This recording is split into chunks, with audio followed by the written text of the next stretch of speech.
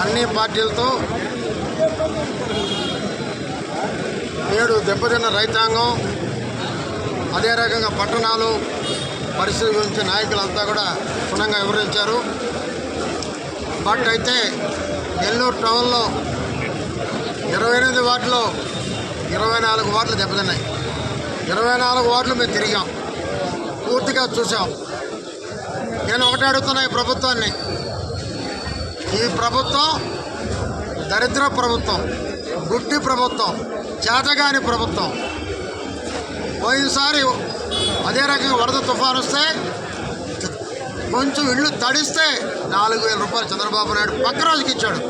4,000 రూపాయలు, అదే 30 కేజీల బియ్యం, 2 కేజీల ఉల్లగడ్డలు, 4 కేజీల ఎర్రగడ్డలు, 2 కేజీల నూనె అన్నీ ఇచ్చాడు పక్క రోజు. ఈరోజు తుఫాను పోయి వారం అయితే ఇప్పుడు వచ్చేస్తున్నారంట వాళ్ళ అంచనాలకి. ఒకరుంటే 1000, ఇద్దరుంటే 2,500 అంట. మీ అమ్మ ముగ్గురు తీస్తున్నారా? ప్రజల డబ్బుది. ప్రజలు అన్యాయం అయిపోతున్నారు, పట్టించుకోలేదు. ఇల్లు పడిపోతే ఎంత ఇస్తామని చెప్పడం లేదు. కేవలం వైసీపీ వాళ్ళ ఇళ్ళకి మాత్రమే, అది కూడా మీరు ఎంక్వైరీ చేసుకోండి. ఈరోజు వ్యాపారదారులు అడిగాను, కనీసం 10 ఇళ్ళకి ఇచ్చి వైసీపీ చెప్పిన ఇల్లు ఇచ్చి 100 ఇళ్ళు ఉంటే మిగతా వెళ్ళిపోయారు. ఎక్కడా జవాబు లేదు, ఇచ్చేది లేదు. రైతాంగం నాశనం అయిపోయింది, ఇల్లు నాశనం అయిపోయింది. రోజు కూలికి పోయి ఇళ్ళలో బతికే వాళ్ళ పరిస్థితి, కూలికి పోలేక, కూలి లేక, ఇంట్లో ఉండలేక, వర్షాలకు బతకలేక అనేక ఇబ్బందులు పాలయ్యారు. వాళ్ళు చాలామందికి అన్ని పార్టీలు మేము భోజనాలు పెట్టడం జరిగింది. అనిల్ ఎక్కడా కనపడలా, అనిల్ ఊర్లో లేడు, ఒక అన్నం పొట్టలో లేదు. మళ్ళీ వేరే వాళ్ళు విమర్శిస్తారు. మేము ముందే చెప్పాం, ఈ వర్షాలు వస్తున్నాయి, కాలాలు పూడికలు తీయండి అని ముందే చెప్పాం. పాపం అనిల్ గారు పాపం నిద్రపోతున్నారు, అంటే ఆయనకి ఎక్కడ పోటీ చేసి తెలియదు ఇంకా. అందుకని ఆయన తుఫాను పోయిన తర్వాత పూడికలు తీస్తారు. ఇప్పుడు చూశాను నేను, ఇది చాలా తెలియగల పని. ఇది తుఫాను పోయిన తర్వాత తీయడం, రంగు రోడ్డు మునిగిపోయింది.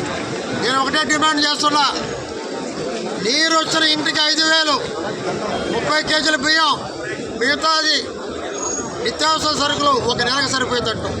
అదే రకంగా ఒక గుడిసె పడిపోతే వాళ్ళకి 10,000, రేకులు పడిపోతే 25,000, మిత్తిళ్ళు పడిపోతే 50,000 ఇవ్వాలని డిమాండ్ చేస్తున్నాం.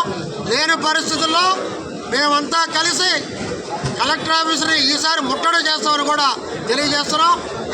నేను అనిల్ గారిని ఒకటే అడుగుతున్నా, జగన్మోహన్ రెడ్డి గారు మీకు ఎట్లా తెలియదు పరిస్థితులు, మీరు రూమ్ నుంచి బయటికి రారు, మీకు అర్థం కాదు. మీరు టిక్కెట్లు కొట్టుకుంటారు ఇక్కడ, నేను ఎక్కడ నువ్వు ఎక్కడని. మీరు ఎక్కడ గెలవరు అబ్బాయి, మీరు ఎక్కడెక్కడేసినా గెలవరు. మీరు గెలిచేది లేదు. నేను అనిల్ ఒకటే అడుగుతున్నా, నెల్లూరులో నువ్వేం చేయలే, దమ్ముంటే నువ్వు మగాడు అయితే నెల్లూరు టౌన్లో పోటీ చేయి. నేను సవాల్ వేసేస్తున్నా, నువ్వు సేకరించు దమ్ముంటే. అంతేకాని లేదా ముందు పేద ప్రజలు ముందు సేవ చేయి. వాళ్ళకి ఏం కావాలో తిరుగు, వాళ్ళకి ఇవ్వు. నేను ఎన్నిలో పోటీ చేయట్లేదు, నువ్వు కనబడకుండా దాక్కునేది కాదు.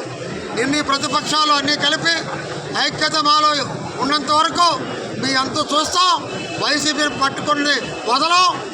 మీరు పేదరికి పరిహారం ఇచ్చే వరకు కూడా మా పోరాటం కొనసాగద్దని హెచ్చరిస్తున్నాం. ఈ వీడియో కనుక మీకు నచ్చినట్లయితే లైక్ చేయండి, షేర్ చేయండి, కామెంట్ చేయండి మరియు సబ్స్క్రైబ్ చేయండి. చూస్తూనే ఉండండి లిమ్రా టీవీ.